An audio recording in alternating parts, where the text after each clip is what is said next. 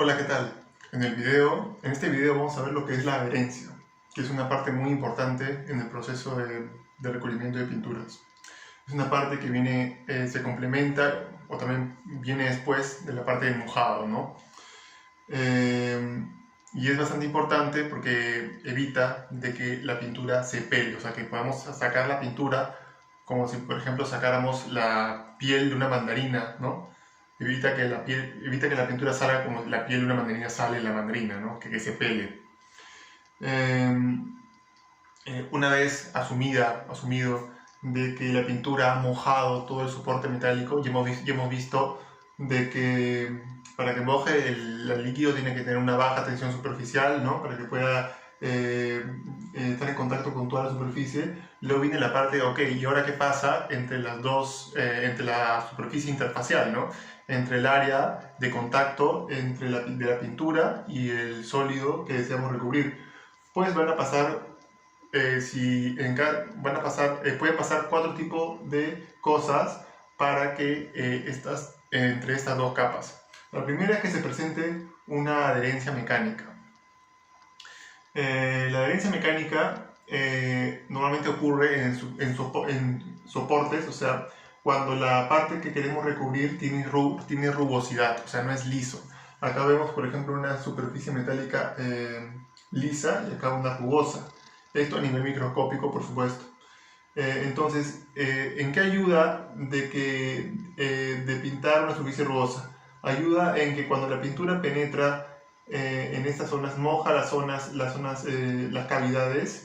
Al momento de ejercer una fuerza, estas mismas cavidades van a generar una reacción en la fuerza y es una manera de resistir la tensión que está sufriendo, que sufre por la fuerza. Entonces va a ser más difícil que la pintura se pele, se deslamine. En cambio aquí no hay nada que resista, ¿no?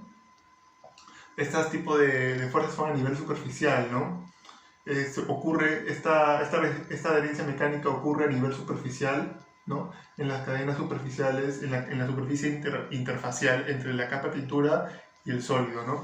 Luego está la adherencia por dispersión. Lo que ocurre en este caso es de que existe una penetración por parte de la pintura a través de los poros del sólido, ¿no? Esto no se va a dar en los metales, porque los metales, esto no se va a dar en los metales puros, pero si el metal se oxida, esto se da en los metales puros. Esto se puede dar, la dispersión ocurre cuando cuando la pintura logra penetrar a través de los poros del sólido, ¿no? También puede penetrar a través de los óxidos que se generan en el metal, ¿no? Porque los óxidos también tienen poros.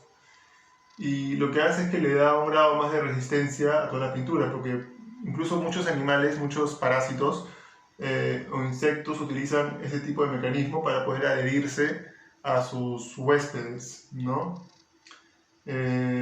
Son como pequeños conos o agujas que se meten dentro de los poros y al momento de, por ejemplo, ejercer una fuerza, ¿no?, a la derecha, estas agujas van a resistir, van a generar una resistencia mecánica en estas zonas, ¿no?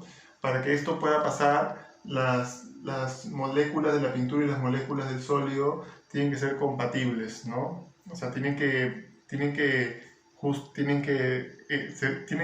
estas moléculas tienen que poder como que mezclarse físicamente entre sí. Por eso que no es muy común, no es muy común ver estas fuerzas entre polímeros, porque normalmente los polímeros son de cadena larga, son de alto tamaño molecular y difícilmente se logre dar este tipo de compenetración, ¿no?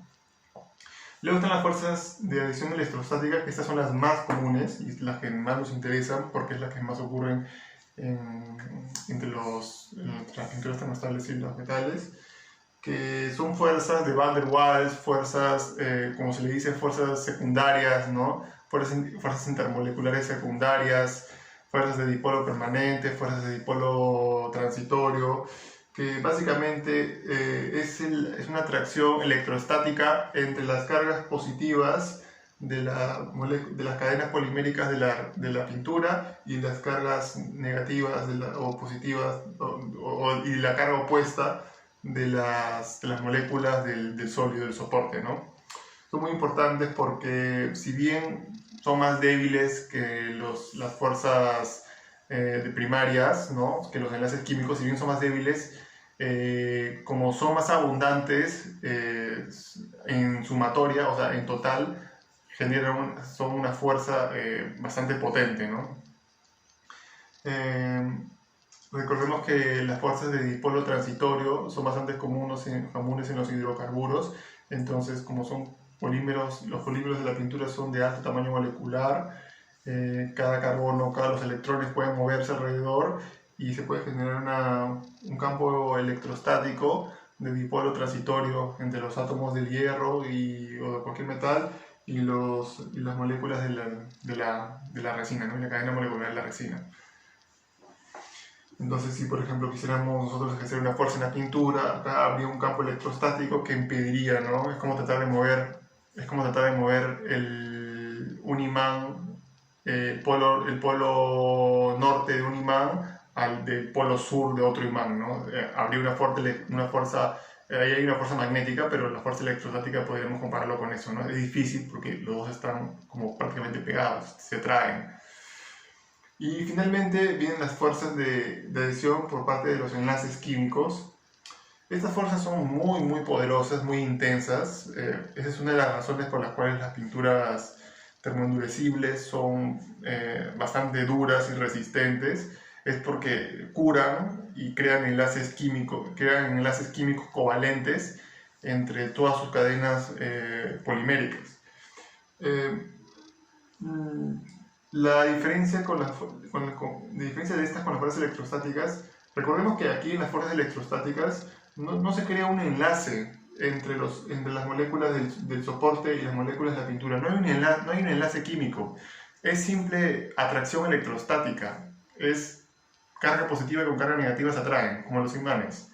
Pero no hay un enlace químico, no hay una reacción química, ¿no? Solamente es física, es electrostática. En cambio, en los enlaces químicos sí hay una reacción química. Y podemos verlo, y con respecto al tema de las pinturas termoendurecibles que protegen los metales, podemos ver que se forman enlaces químicos, por ejemplo, entre los hidróxidos de hierro, ¿no? Cuando el hierro se oxida y se va a oxidar, porque el hierro necesita oxidarse para conseguir su equilibrio, solamente que nosotros lo que hacemos es retrasar su oxidamiento lo más posible. Cuando el hierro se oxida, en una de las etapas genera hidróxido de hierro, ¿no? Que sería hierro unido a OH. Ese OH es un grupo polar, ¿no? Es un grupo polar que puede reaccionar. Y por ejemplo, la pintura epóxica tiene cadenas poliméricas en donde hay grupos hidroxilo, ¿no? Grupos OH también. Entonces, esos grupos OH pueden reaccionar con los grupos OH del hidróxido de hierro y podrían crear enlaces. Por ejemplo, estos grupos reaccionan y se puede crear un enlace químico entre el hierro unido al oxígeno y el oxígeno unido a la cadena polimérica de la resina. Entonces, en estas zonas habrían fuerzas de atracción químicas bastante poderosas entre la pintura y el soporte, adicionalmente a las fuerzas electrostáticas que habrían entre las cadenas hidrocarburadas y el hierro, ¿no? Que vimos aquí. Y eso evitaría de que sea aún más difícil. Y aparte de eso, también recordemos de que en la superficie, en el área interfacial entre la pintura y el sólido, recordemos que las partículas atmosféricas corrosivas penetran, ¿no? Por los poros de la pintura y van a reaccionar y van a oxidar, ¿no? Obviamente los vamos a proteger con los pigmentos anticorrosivos, pero con el tiempo, con el periodo de vida de nuestra pintura, se van a oxidar en algún nivel un poquito y eso va a perjudicar la adherencia, ¿no? Va a perjudicar esta adherencia. Pero pero estos, se dice, no está 100% comprobado, que estos enlaces químicos serían bastante resistentes a este tipo de, a este tipo de reacciones, ¿no? Y eso es bastante positivo para mejorar la adherencia. Bueno, espero que este video les haya gustado. Adherencia es bastante importante para conseguir una pintura que se pegue bastante bien al metal. Porque ¿de qué sirve tener una pintura dura, resistente, químicamente, mecánicamente, con buen acabado, si al final se va a separar del metal como de manera muy sencilla, ¿no? Bueno, espero que este video les haya gustado y hasta luego. Nos vemos. Chao.